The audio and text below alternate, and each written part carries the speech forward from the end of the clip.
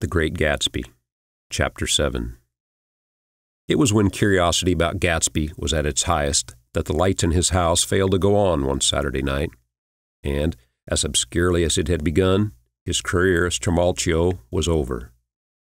Only gradually did I become aware that the automobiles which turned expectantly into his drive stayed for just a minute and then drove sulkily away. Wondering if he were sick, I went over to find out. An unfamiliar butler, with a villainous face, squinted at me suspiciously from the door. "Is Mr. Gatsby sick?" "Nope." After a pause, he added, "Sir," with a dilatory, grudging way. I hadn't seen him around a while, and I was rather worried. "Tell him Mr. Carraway came over." "Who?" he demanded rudely. "Carraway." "Carraway. All right, I'll tell him." Abruptly, he slammed the door. My Finn informed me that Gatsby had dismissed every servant in his house a week ago and replaced them with half a dozen others, who never went into West Egg Village to be bribed by the tradesmen, but ordered moderate supplies over the telephone. The grocery boy reported that the kitchen looked like a pigsty, and the general opinion in the village was that the new people weren't servants at all. Next day, Gatsby called me on the phone. "Going away?" I inquired. "No, old sport." "I hear you fired all your servants." "I wanted somebody who wouldn't gossip. Daisy comes over quite often, in the afternoons." So the whole caravanserai had fallen in, like a card house, at the disapproval in her eyes. "There's some people Wolfsheim wanted to do something for. They're all brothers and sisters. They used to run a small hotel." "I see." He was calling up, at Daisy's request. Would I come to lunch at her house tomorrow? Miss Baker would be there. Half an hour later, Daisy herself telephoned and seemed relieved to find out that I was coming. Something was up, and yet I couldn't believe that they would choose this occasion for a scene, especially for the rather harrowing scene that Gatsby had outlined in the garden. The next day was broiling, almost the last, certainly the warmest of the summer. As my train emerged from the tunnel into sunlight, only the hot whistles of the National Biscuit Company broke the simmering hush at noon. The straw seats of the car hovered on the edge of combustion. The woman next to me perspired delicately for a while into her white shirtwaist, and then, as her newspaper dampened under her fingers, lapsed despairingly into deep heat with a desolate cry. Her pocketbook slapped to the floor. "Oh my," she gasped. I picked it up with a weary bend and handed it back to her, holding it at arm's length and by the extreme tip of the corners to indicate that I had no designs upon it. But everyone nearby, including the woman, suspected me just the same. "Hot," said the conductor to familiar faces. "Some weather. Hot, hot, hot. Is it hot enough for you? Is it hot? Is it—" My commutation ticket came back to me with a dark stain from his hand, that anyone should care in this heat whose flushed lips he kissed, whose head made damp the pajama pocket over his heart. Through the hall of the Buchanan's house blew a faint wind, carrying the sound of the telephone bell out to Gatsby and me as we waited at the door. "The master's body," roared the butler into the mouthpiece. "I'm sorry, madam, but we can't furnish it. It's far too hot to touch this afternoon." What he really said was, "Yes, yes, I'll see."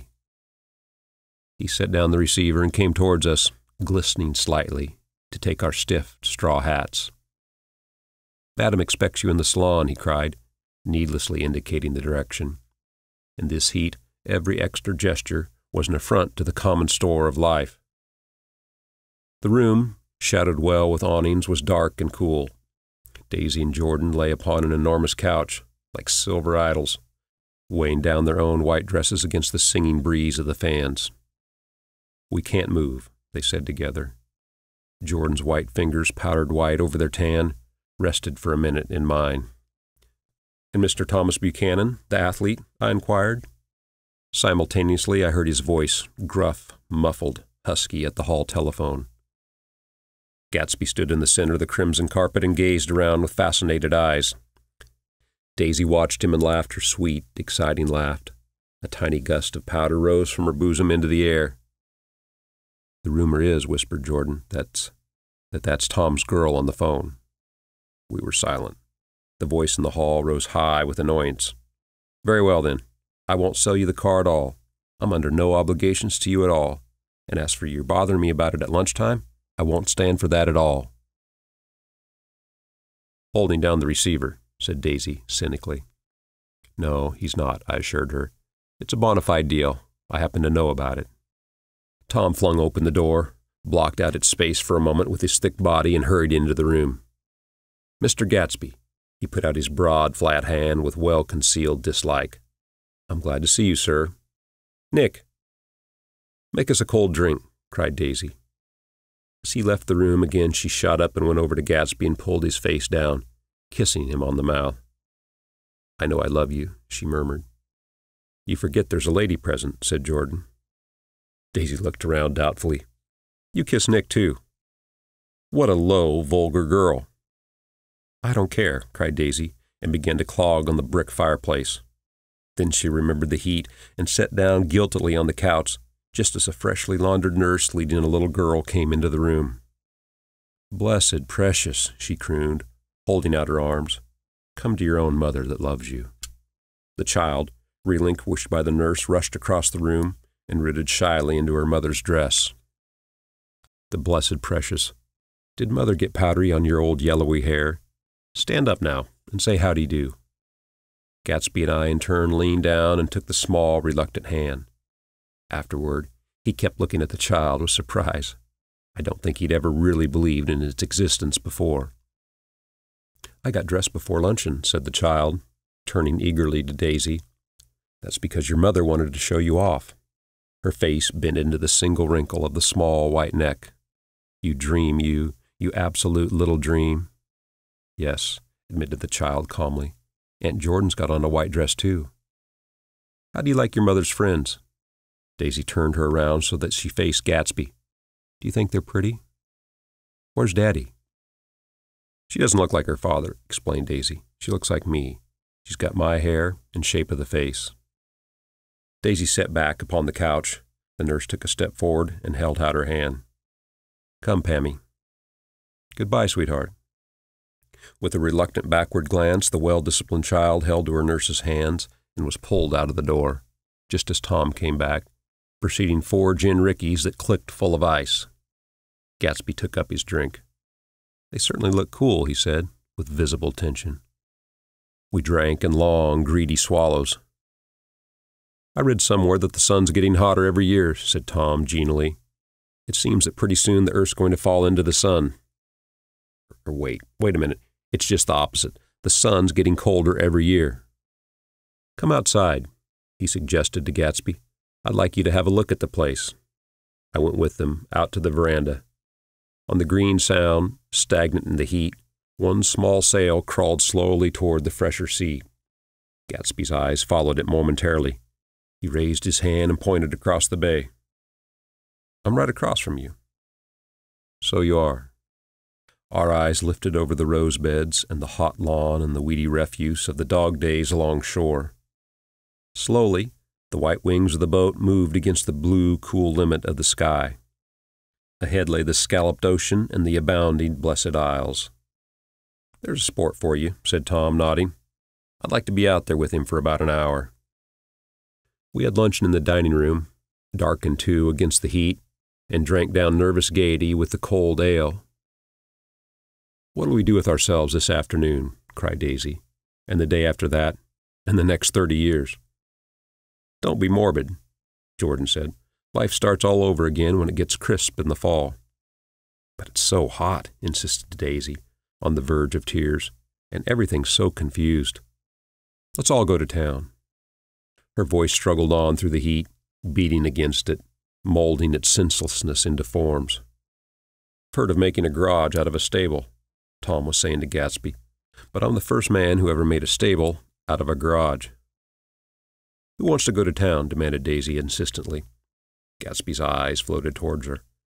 "Ah," she cried, "you look so cool." Their eyes met, and they stared at each other, alone in space. With an effort, she glanced down at the table. "You always look so cool," she repeated. She had told him that she loved him, and Tom Buchanan saw. He was astounded. His mouth opened a little, and he looked at Gatsby, and then back at Daisy, as if he had just recognized her as someone he knew a long time ago.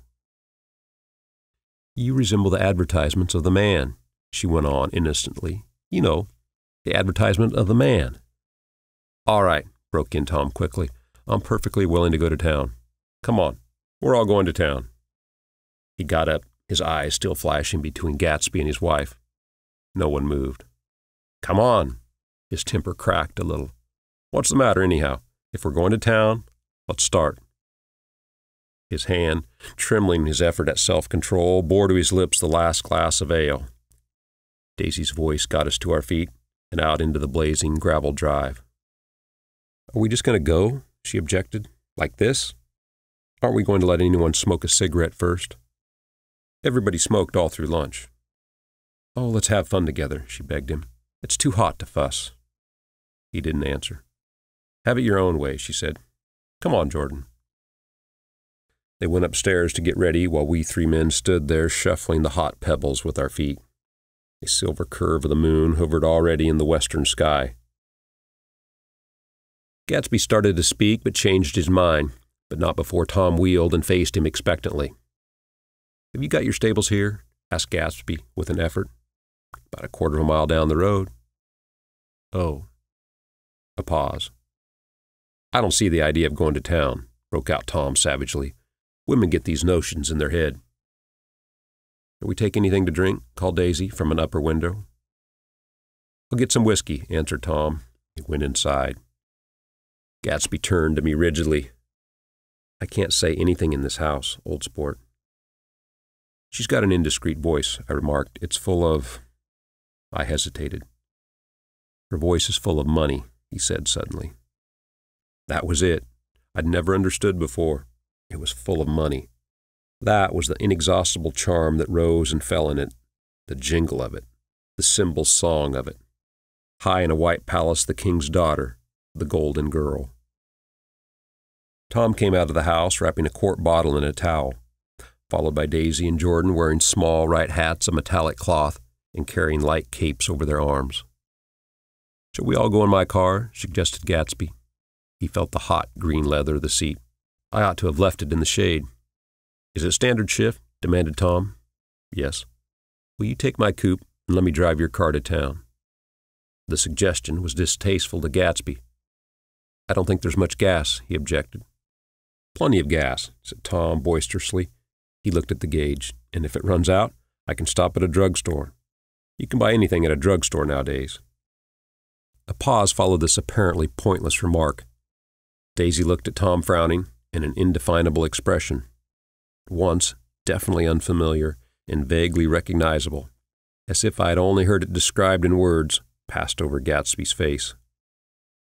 "Come on, Daisy," said Tom, pressing her with his hand towards Gatsby's car. "I'll take you in this circus wagon." He opened the door, but she moved out from the circle of his arm. "You take Nick and Jordan.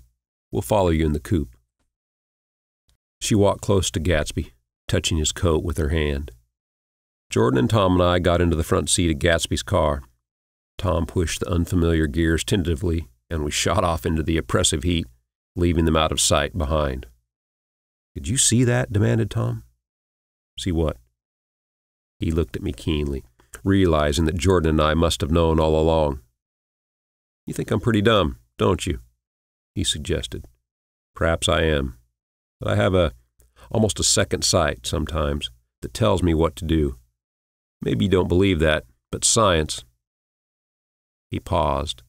The immediate contingency overtook him, pulled him back from the edge of the theoretical abyss. "I've made a small investigation of this fellow," he continued. "I could have gone deeper, if I'd known." "Do you mean you've been to a medium?" inquired Jordan humorously. "What?" Confused, he stared at us as we laughed. "A medium? About Gatsby?" "About Gatsby? No, I haven't. I said I've been making a small investigation of his past."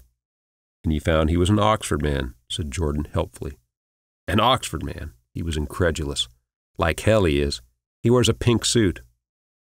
"Nevertheless, he's an Oxford man." "Oxford, New Mexico," snorted Tom contemptuously. "Or something like that."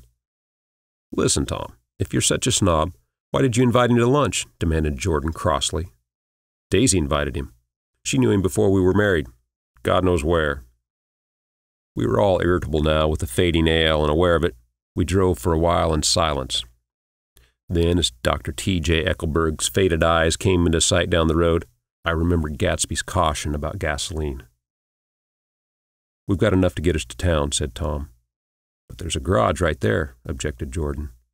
"I don't want to get stalled in this baking heat."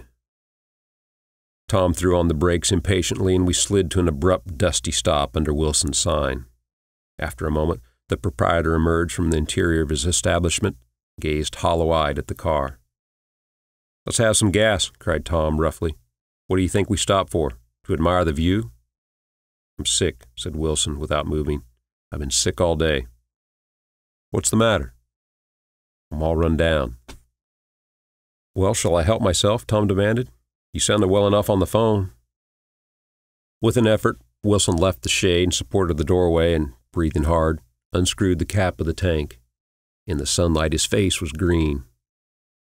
"I didn't mean to interrupt your lunch," he said, "but I need money pretty bad, and I was wondering what you're going to do with your old car." "How do you like this one?" inquired Tom. "I bought it last week." "It's a nice yellow one," said Wilson, as he strained at the handle. "Like to buy it?" "Big chance." Wilson smiled faintly. "No, but I can make some money on the other." "What do you want money for all of a sudden?" "I've been here too long. I want to get away. My wife and I want to go west." "Your wife does?" exclaimed Tom, startled. "She's been talking about it for 10 years. He rested for a moment against the pump, shading his eyes. "And now she's going whether she wants to or not. I'm going to get her away." The coupe flashed by us with a flurry of dust and the flash of a waving hand. "What I owe you?" demanded Tom harshly. "I just got wised up to something funny the last 2 days," remarked Wilson. "That's why I want to get away. That's why I've been bothering you about the car." "What I owe you?" $1.20. The relentless beating heat was beginning to confuse me, and I had a bad moment there before I realized that so far his suspicions hadn't alighted on Tom. He had discovered that Myrtle had some sort of life apart from him in another world, and the shock had made him physically sick. I stared at him and then at Tom, who had made a parallel discovery less than an hour before, and it had occurred to me that there was no difference between men, in intelligence or race, so profound as the difference between the sick and the well. Wilson was so thick he looked guilty, unforgivably guilty, as if he had just got some poor girl with child. "I'll let you have that car," said Tom. "I'll send it over tomorrow afternoon." That locality was always vaguely disquieting, even in the broad glare of afternoon, and now I turned my head as though I'd been warned of something behind. Over the ash heaps, the giant eyes of Dr. T.J. Eckelberg kept their vigil, but I perceived, after a moment, that the other eyes were regarding us with peculiar intensity from less than 20 feet away. In one of the windows over the garage, the curtains had been moved aside a little, and Myrtle Wilson was peering down at the car. So engrossed was she that she had no consciousness of being observed, and one emotion after another crept into her face like objects into a slowly developing picture.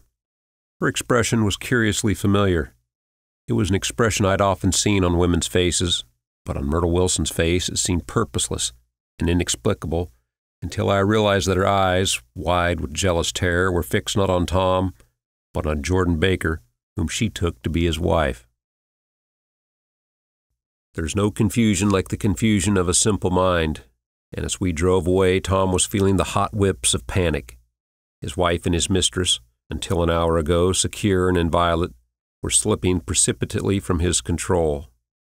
Instinct made him step on the accelerator with the double purpose of overtaking Daisy and leaving Wilson behind, and we sped along toward Astoria at 50 miles an hour, until, among the spidery girders of the elevated, we came in sight of the easy-going blue coupe.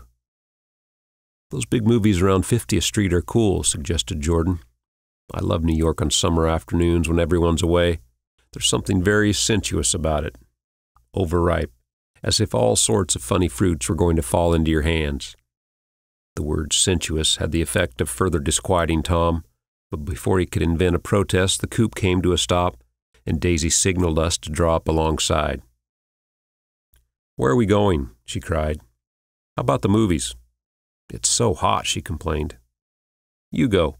We'll ride around and meet you after." With an effort, her wit rose faintly. "We'll meet you on some corner. I'll be the man smoking 2 cigarettes. "Well, we can't argue about it here," Tom said impatiently, as a truck gave out a cursing whistle behind us. "You follow me to the south side of Central Park, in front of the plaza." Several times he turned his head and looked back for their car, and if the traffic delayed them, he slowed up until they came into sight. I think he was afraid they would dart down some side street and out of his life forever. But they didn't, and we all took the less explicable step of engaging the parlor of a suite in the Plaza Hotel. The prolonged and tumultuous argument that ended by herding us into that room eludes me, though I have a sharp physical memory that, in the course of it, my underwear kept climbing up like a damp snake around my legs, and intermittent beads of sweat raced cool across my back. The notion originated with Daisy's suggestion that we hire 5 bathrooms and take cold baths, and then assume more tangible form as a place to have a mint julep. Each of us said over and over that it was a crazy idea. We all talked at once to a baffled clerk and thought, or pretended to think, that we were being very funny. The room was large and stifling, and though it was already 4 o'clock, opening the windows admitted only a gust of hot shrubbery from the park. Daisy went to the mirror and stood with her back to us, fixing her hair. "It's a swell suite," whispered Jordan respectfully, and everyone laughed. "Open another window," commanded Daisy, without turning around. "There aren't any more." "Well, we better telephone for an axe." "The thing to do is forget about the heat," said Tom impatiently. "You make it 10 times worse by crabbing about it." He unrolled the bottle of whiskey from the towel and put it on the table. "Why not let her alone, old sport?" remarked Gatsby. "You're the one that wanted to come to town." There was a moment of silence. The telephone book slipped from its nail and splashed to the floor, whereupon Jordan whispered, "Excuse me," but this time no one laughed. "I'll pick it up," I offered. "I've got it." Gatsby examined the parted string and muttered, in an interested way, and tossed the book on a chair. "That's a great expression of yours, isn't it?" said Tom sharply. "What is?" "All this old sport business.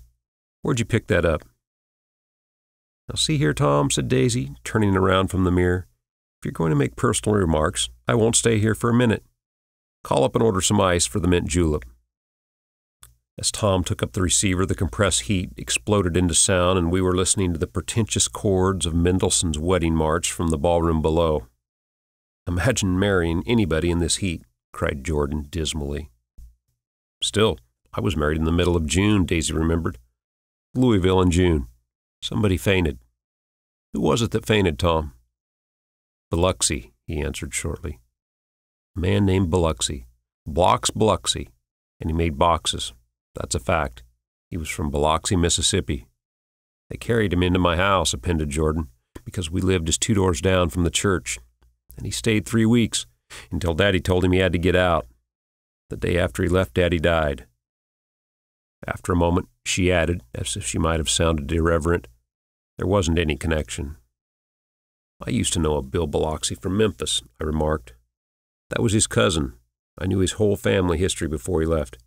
He gave me an aluminum putter that I use today." The music had died down as the ceremony began, and now a long cheer floated in at the window, followed by intermittent cries of, "Yeah," and finally a burst of jazz as the dancing began. "We're getting old," said Daisy. "If we were young, we'd rise and dance." "Remember Biloxi?" Jordan warned her.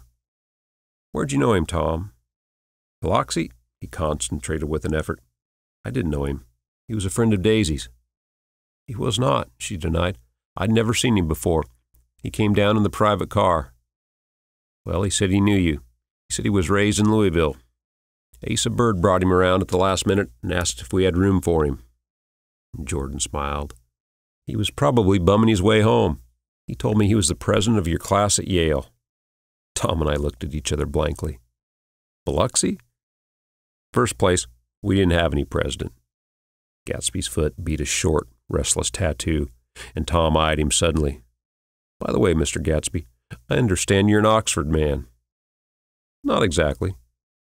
"Oh, yes, I understood you went to Oxford. Yes, I went there. A pause. Then Tom's voice, incredulous and insulting. You must have gone there about the time Biloxi went to New Haven. Another pause. A waiter knocked and came in with crushed mint and ice, but the silence was unbroken by his "thank you" and the soft closing of the door. This tremendous detail was to be cleared up at last. I told you I went there, said Gatsby. I heard you, but I'd like to know when. It was in 1919. I only stayed 5 months. That's why I can't really call myself an Oxford man. Tom glanced around to see if we mirrored his unbelief, but we were all looking at Gatsby. It was an opportunity they gave to some of the officers after the armistice, he continued. We could go to any of the universities in England or France. I wanted to get up and slap him on the back. I had one of those renewals of complete faith in him that I had experienced before. Daisy rose, smiling faintly, and we went to the table. Open the whiskey, Tom, she ordered, and I'll make you a mint julep. Then you won't even seem so stupid yourself. Look at the mint. Wait a minute, snapped Tom. I want to ask Mr. Gatsby one more question. Go on, Gatsby said politely. What kind of row are you trying to cause in my house, anyway? They were out in the open at last, and Gatsby was content. He isn't causing a row. Daisy looked desperately from one to the other. You're causing a row. Please have a little self-control. Self-control, repeated Tom incredulously. I suppose the latest thing is to sit back and let Mr. Nobody from nowhere make love to your wife. Well, if that's the idea, you can count me out. Nowadays, people begin by sneering at family life and family institutions. And next, they'll throw everything overboard and have intermarriage between black and white. Flushed with his impassioned gibberish, he saw himself standing alone on the last barrier of civilization. We're all white here, murmured Jordan. I know, I'm not very popular. I don't give big parties. I suppose you've got to make your house into a pigsty in order to have any friends in the modern world. Angry as I was, as we all were, I was tempted to laugh whenever he opened his mouth. The transition from libertine to prig was so complete. I've got something to tell you, old sport, began Gatsby, but Daisy guessed at his intention. Please don't, she interrupted helplessly. Please, let's all go home. Why don't we all go home? That's a good idea. I got up. Come on, Tom. Nobody wants a drink. I want to know what Mr. Gatsby has to tell me.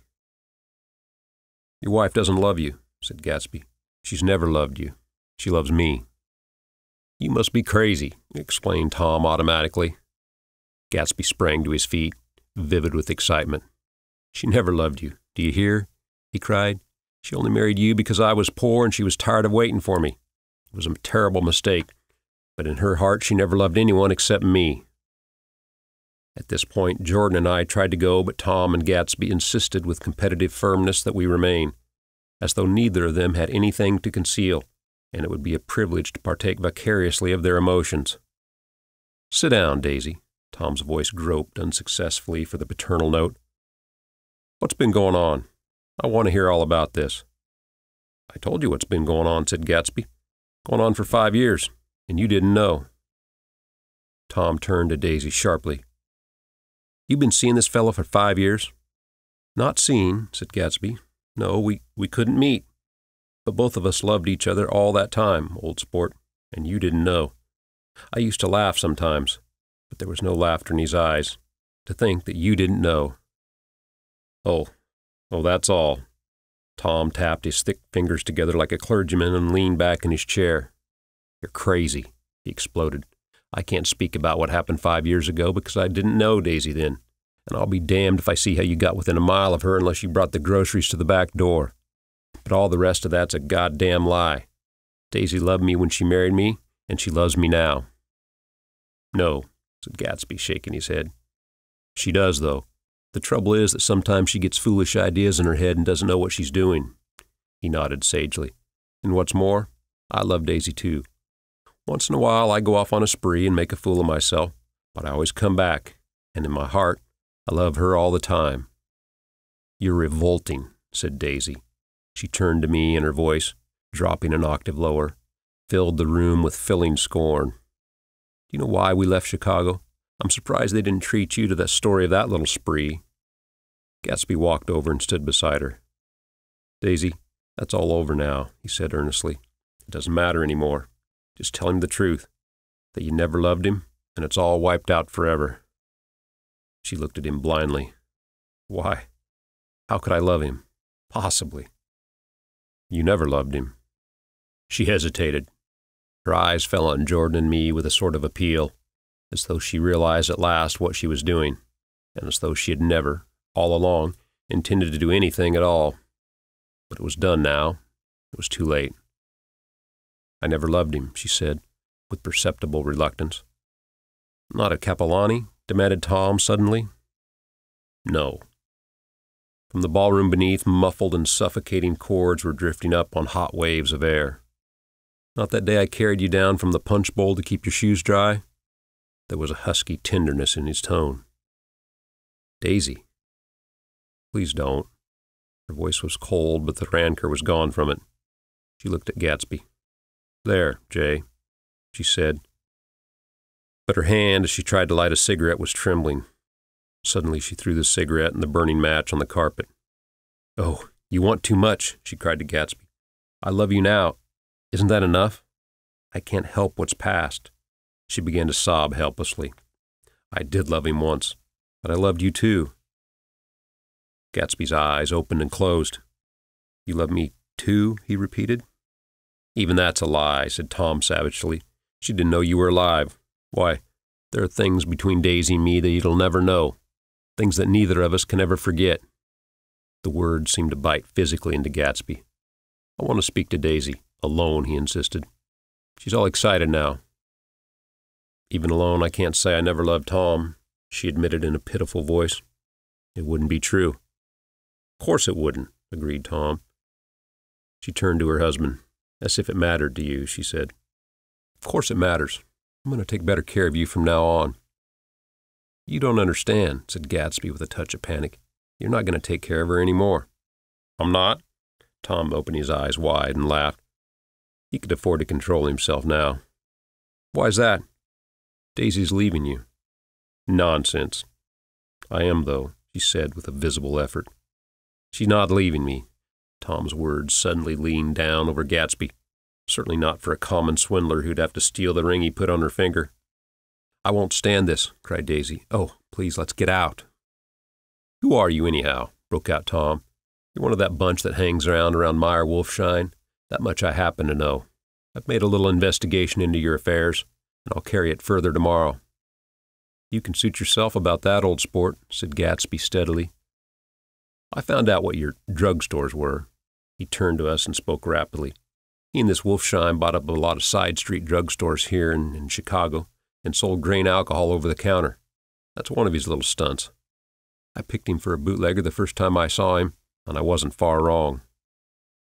"What about it?" said Gatsby politely. "I guess your friend Walter Chase wasn't too proud to come in on it." "And you left him in the lurch, didn't you? Let him go to jail for a month over in New Jersey. God, you ought to hear Walter on the subject of you. He came to us dead broke. He was very glad to pick up some money, old sport." "Don't call me old sport," cried Tom. Gatsby said nothing. "Walter could have you up on the betting laws, too, but Wolfshine scared him into shutting his mouth." That unfamiliar, yet recognizable look was back again in Gatsby's face. "That drugstore business was just small change," continued Tom slowly, "but you've got something on now that Walter's afraid to tell me about." I glanced at Daisy, who was staring terrified between Gatsby and her husband, and at Jordan, who had begun to balance an invisible but absorbing object on the tip of her chin. Then I turned back to Gatsby and was startled at his expression. He looked, and this is said in all contempt for the babbled slander of his garden, as if he had killed the man. For a moment, the set of his face could be described in just that fantastic way. It passed, and he began to talk excitedly to Daisy, denying everything, defending his name against accusations that had not been made. But with every word she was drawing further and further into herself. So he gave that up, and only the dead dream fought on as the afternoon slipped away, trying to touch what was no longer tangible, struggling unhappily, undespairingly, towards that lost voice across the room. The voice begged again to go. Please, Tom, I can't stand this anymore. Her frightened eyes told whatever intentions, whatever courage she had, were definitely gone. You two start on home, Daisy, said Tom, in Mr. Gatsby's car. She looked at Tom, alarmed now, but he insisted with magnanimous scorn. Go on. He won't annoy you. I think you realize that this presumptuous little flirtation is over. They were gone, without a word, snapped out, made accidental, isolated, like ghosts, even from our pity. After a moment, Tom got up and began wrapping the unopened bottle of whiskey in the towel. Want any of this stuff? Jordan? Nick? I didn't answer. Nick, he asked again. What? You want any? No. I just remembered that today's my birthday. I was 30. Before me stretched the portentous, menacing road of a new decade. It was 7 o'clock when we got into the coupe with him and started for Long Island. Tom talked incessantly, exulting and laughing. But his voice was as remote from Jordan and me as the foreign clamor on the sidewalk or the tumult of the elevated overhead. Human sympathy has its limits, and we were content to let all their tragic arguments fade with the city lights behind. 30. The promise of a decade of loneliness, a thinning list of single men to know, a thinning briefcase of enthusiasm, thinning hair. But there was Jordan beside me who, unlike Daisy, was too wise ever to carry well-forgotten dreams from age to age. As we passed over the dark bridge, her wan face fell lazily against my coat's shoulder, and the formidable stroke of 30 died away with the reassuring pressure of her hand. So we drove onward toward death through the cooling twilight. The young Greek, Michaelis, who ran the coffee joint beside the ash heaps, was the principal witness at the inquest. He'd slept through the heat until after 5, when he strolled over to the garage and found George Wilson sick in his office. Really sick. Pale as his own pale hair and shaking all over. Michaelis advised him to go to bed, but Wilson refused, saying that he'd miss a lot of business if he did. While his neighbor was trying to persuade him, a violent racket broke out overhead. Got my wife locked in up there, explained Wilson calmly. She's going to stay there till the day after tomorrow, and then we're going to move away. Michaelis was astonished. They'd been neighbors for 4 years, and Wilson had never seemed faintly capable of such a statement. Generally, he was one of those worn-out men. When he wasn't working, he sat on a chair in the doorway and stared at the people and cars that passed along the road. When anyone spoke to him, he invariably laughed in an agreeable, colorless way. He was his wife's man, and not his own. So naturally, Michaelis tried to find out what had happened, but Wilson wouldn't say a word. Instead, he began to throw curious, suspicious glances at his visitor and asked him what he'd been doing at certain times on certain days. Just as the latter was getting uneasy, some workmen came past the door bound for his restaurant, and Michaelis took the opportunity to get away, intending to come back later. But he didn't. He supposed he'd forgot to, that's all. When he came outside again a little after 7, he was reminded of the conversation because he heard Mr. Wilson's voice, loud and scolding, downstairs in the garage. "Beat me," he heard her cry. "Throw me down and beat me, you dirty little coward." A moment later, she'd rushed out into the darkness, waving her hands and shouting. Before he could move from his door, the business was over. The death car, as the newspapers called it, didn't stop. It came out from the gathering darkness, wavered tragically for a moment, and then disappeared around the next bend. Michaelis wasn't even sure of its color. He told the first policeman that it was light green. The other car, the one going towards New York, came to rest 100 yards beyond, and its driver hurried back toward Myrtle Wilson, her life violently extinguished, knelt in the road, and mingled her thick, dark blood with the dust. Michaelis and this man reached her first, but when they had torn open her shirtwaist, still damp with perspiration, they saw that her left breast was swinging loose like a flap, and there was no need to listen for a heart beneath. Her mouth was wide open and ripped at the corners as though she had choked a little in giving up the tremendous vitality she had stored so long. We saw the 3 or 4 automobiles in the crowd when we were still some distance away. "Wreck," said Tom. "That's good. Wilson will have a little business at last." He slowed down, but still without any intention of stopping until, As we came nearer, the hushed intent of faces at the garage door made him automatically put on the brakes. "We'll take a look," he said doubtfully. "Just a look." I became aware now of a hollow, wailing sound which issued incessantly from the garage. A sound which, as we got out of the coupe and walked toward the door, resolved itself into the words, "Oh my God," uttered over and over in a gasping moan. "There's some bad trouble here," said Tom excitedly. He reached up on tiptoes and peered over a little circle of heads into the garage, which was lit only by a yellow light and the swinging wire basket overhead. Then he made a harsh sound in his throat, and with a violent thrusting movement of his powerful arms pushed his way through. The circle closed up again with a running murmur of expostulation. It was a minute before I could see anything at all.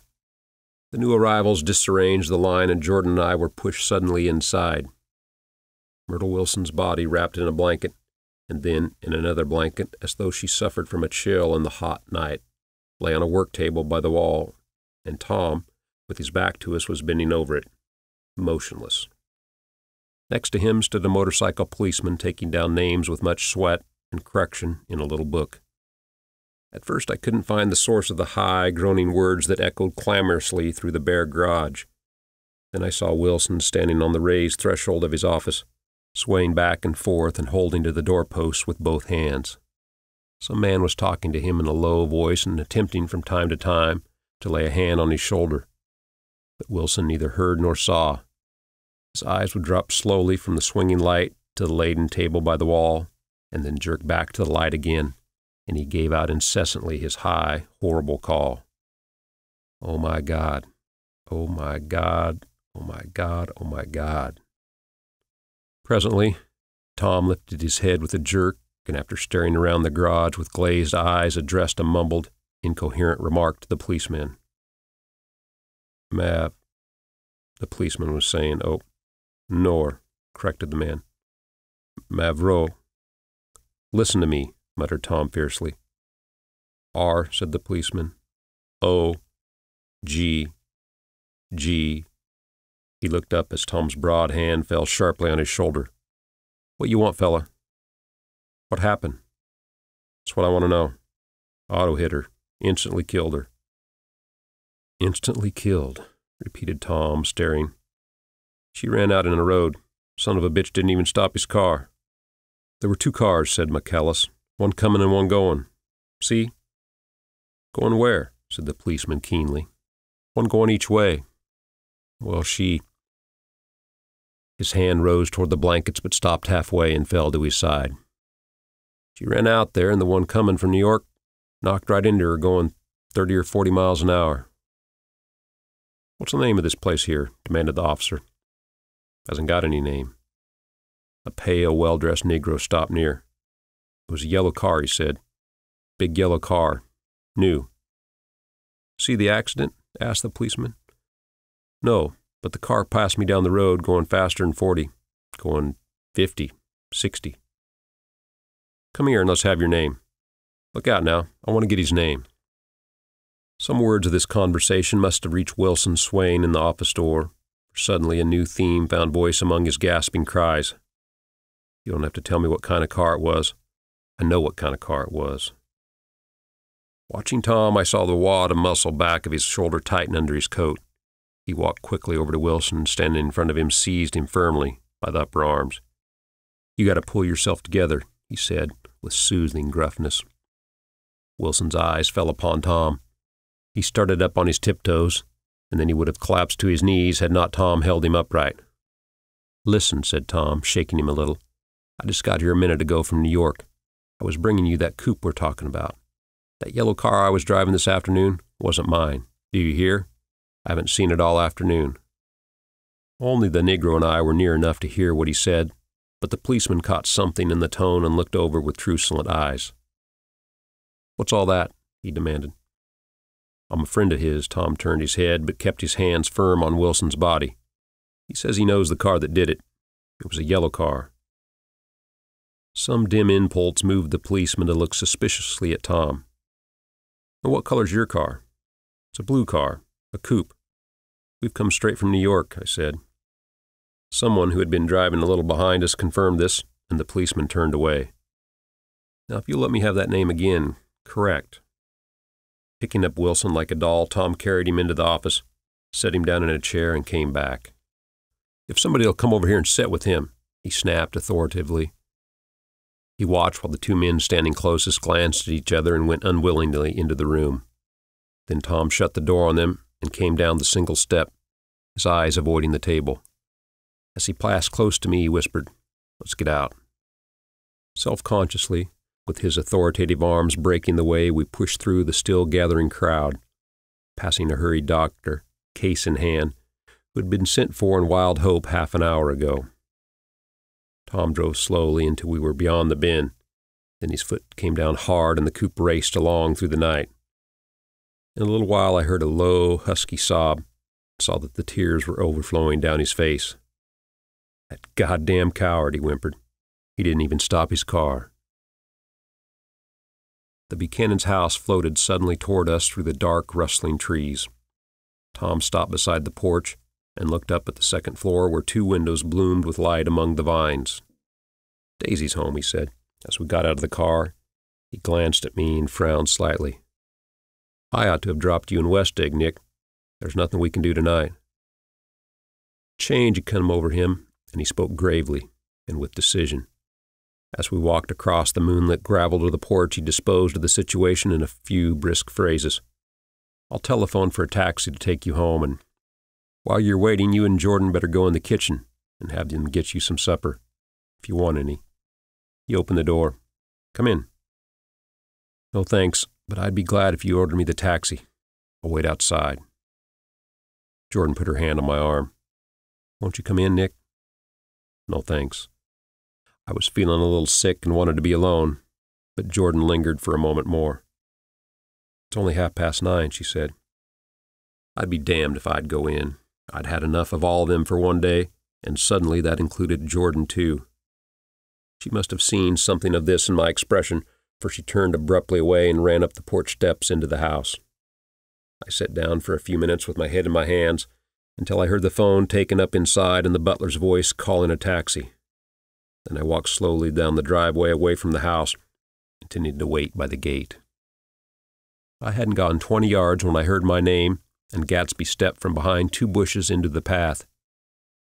I must have felt pretty weird by that time, because I could think of nothing except the luminosity of his pink shirt under the moon. "What are you doing?" I inquired. "Just standing here, old sport."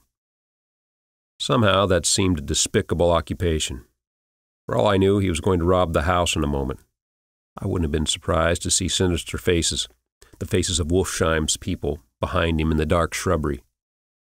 "Did you see any trouble on the road?" he asked after a minute. "Yes." He hesitated. "Was she killed?" "Yes." "I thought so. I told Daisy I thought so. It's better that the shock should come all at once. She stood it pretty well." He spoke as if Daisy's reaction was the only thing that mattered. "I got to West Egg by a side road," he went on, "and left my car in my garage. I don't think anybody saw us, but of course, I can't be sure." I disliked him so much by this time I didn't find it necessary to tell him he was wrong.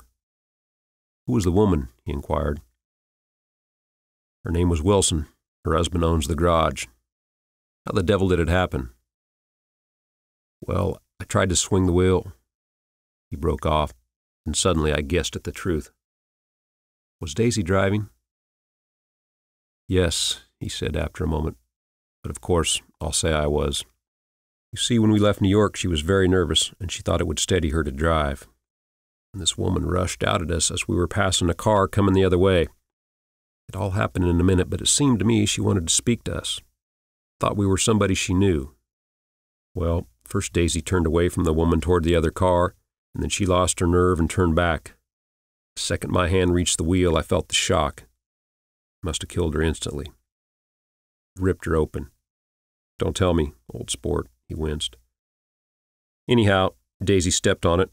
I tried to make her stop, but she couldn't, so I pulled on the emergency brake. Then she fell over into my lap, and I drove on. She'll be all right tomorrow, he said, presently. I'm just going to wait here and see if he tries to bother her about that unpleasantness this afternoon. She's locked herself into her room, and if he tries any brutality, she's going to turn the light out and on again. He won't touch her, I said. He's not thinking about her. I don't trust him, old sport. How long are you going to wait? All night if necessary. Anyhow, till they all go to bed. A new point of view occurred to me. Suppose Tom found out that Daisy had been driving. He might think he saw a connection in it. He might think anything. I looked at the house. There were 2 or 3 bright windows downstairs and the pink glow from Daisy's room on the 2nd floor. You wait here, I said. I'll see if there's any sign of a commotion. I walked back along the border of the lawn, traversed the gravel softly, and tiptoed up the veranda steps. The drawing-room curtains were open, and I saw that the room was empty. Crossing the porch where we had dined that June night 3 months before, I came to a small rectangle of light, which I guessed was the pantry window. The blind was drawn, but I found a rift at the sill. Daisy and Tom were sitting opposite each other at the kitchen table with a plate of cold fried chicken between them and 2 bottles of wine. He was talking intently across the table at her, and in his earnestness, his hands had fallen upon and covered her own. Once in a while she looked up at him and nodded in agreement. They weren't happy, and neither of them had touched the chicken or the ale, and yet they weren't unhappy either.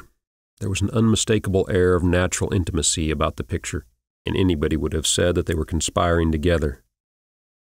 As I tiptoed from the porch, I heard my taxi feeling its way along the dark road towards the house. Gatsby was waiting where I'd left him in the drive. "Is it all quiet up there?" he asked anxiously. "Yes, it's all quiet." I hesitated. "You'd better come home and get some sleep." He shook his head. "I want to wait here till Daisy goes to bed. Good night, old sport."